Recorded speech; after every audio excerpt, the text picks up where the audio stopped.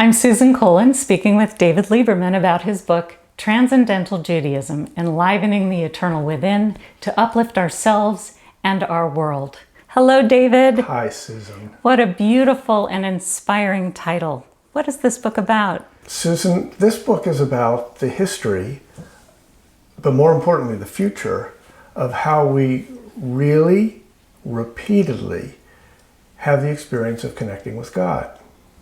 And to me, that's what Judaism is all about.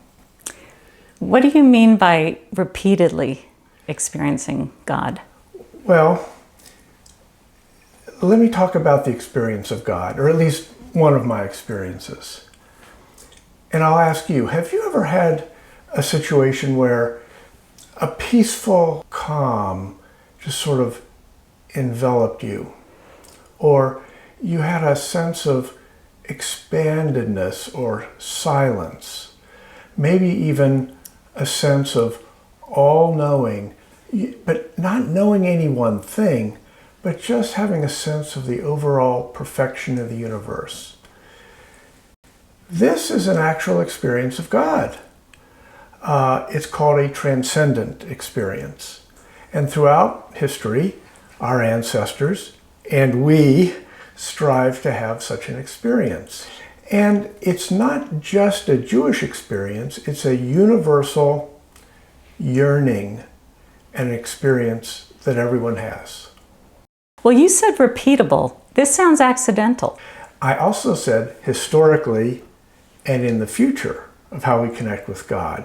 So my point is that perhaps we can move from a more hit and miss accidental ability to connect with God to one that is more repeatable in the future. Oh. Traditionally, Jews connect with God through the performance of the mitzvot, the commandments. The word mitzvah comes from the Aramaic word tzavta.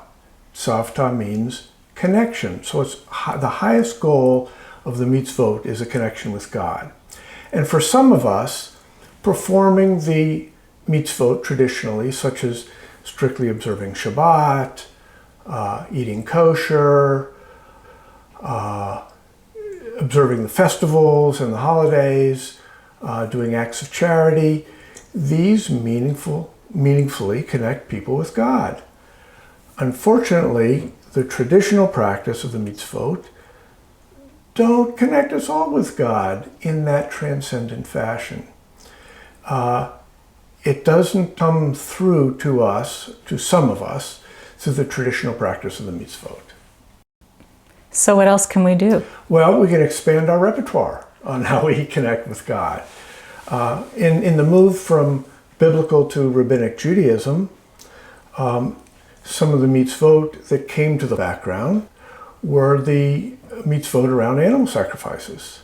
And now in an area we call rabbinic Judaism, some of the mitzvot regarding prayer, again, acts of charity, repentance, study, these mitzvot have come to the forefront.